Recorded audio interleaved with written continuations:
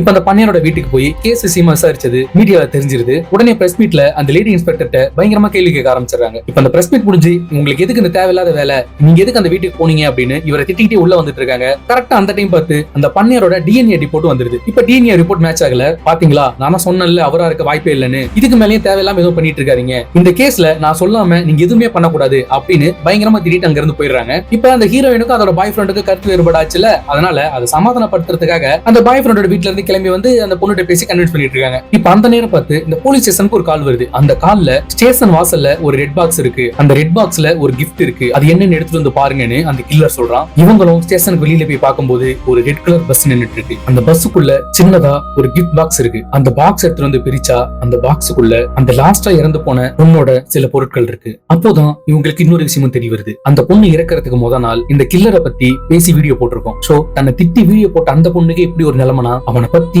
Full and full expose பண்ணது சந்தியா தான். இப்ப அவ எங்க இருக்கான்னு தெரிஞ்சு அவளை உடனே சேவ் பண்ணி ஆகணும் அப்படின்னு ஹீரோயினுக்கு கால் பண்ண ட்ரை பண்றாங்க. அந்த டைம் ஹீரோயின் அவங்க ஃபேமிலியோட மேரேஜ்க்கு ட்ரெஸ் எடுத்துட்டு இருக்காங்க. இப்ப ஹீரோயினை கான்டாக்ட் பண்ணி நடந்ததை சொல்லிட்டு இருக்காங்க. அந்த பொண்ணு இறக்கிறதுக்கு முத நாள் அவனை திட்டி வீடியோ போட்டிருந்திருக்கா. அதை அவன் பார்த்துட்டு தான் இறக்கமே இல்லாம அந்த பொண்ணை கொலை பண்ணிருக்கான். சோ கில்லர் கண்டிப்பா உன் பக்கத்துல தான் எங்கேயோ இருக்கான். சோ நீ இருக்கிற இடத்துல சேஃபா இரு அப்படின்னு சொல்றாங்க. இப்ப அந்த பொண்ணு ரொம்ப பயந்து போய் சுத்தி முத்தி பார்த்துட்டு இருக்கு. அந்த டிஐஜி ஆபீசர் அந்த மாலுக்குள்ளதான் இருக்காரு. அவர் ஆல்ரெடி சொல்லியிருப்பாரு இந்த பொண்ணோட மாமனோட ஃப்ரெண்டு தானே. அவர்கிட்ட வந்து கேஷுவலா பேசிட்டு இருக்காரு. எப்படி இருக்க, என்ன வேலையா வந்தீங்க அப்படின்னு சொல்லி பேசிட்டு அங்க இருந்து போறாரு. அந்த பொண்ணுக்கு அவரை பார்த்ததுல இருந்து ஒரே சந்தேகமா இருக்கு. இப்ப நைட் ரூம்குள்ள நடந்து போயிட்டு இருக்கும்போது அந்த பொண்ணோட பாய் ஃப்ரெண்டு அனுத்திட்டு இருக்கான். என்னடான்னு திரும்பி பார்த்தா அந்த பொண்ணோட பாய் ஃப்ரெண்டு அந்த கில்ல கழுத்தறுத்து போட்டுறான். இப்ப சடனா கனவோடு நின்றுக்கிறாங்க. அவங்களுக்கு வந்தது ஒரு கனவு. இப்ப அடுத்த நாள் திரும்ப ரேடியோல அந்த கில்லர் பத்தி பேச ஆரம்பிக்கிறாங்க. நான் அந்த கில்லரை கண்டுபிடிக்கணுங்கிற இந்த முயற்சியில இருந்து கிவ் அப் பண்ண போறேன் அப்படின்னு சொல்லிட்டு இருக்காங்க. அது ஏன்னா அந்த பொண்ணோட வீட்டு வாசல்ல நின்னுட்டு இருந்த அந்த பொண்ணோட காரை யாரோ முகமூடி போட்டிருந்த ஒருத்தன் பெட்ரோல் குண்டு வீசி எரிச்சிருப்பான்.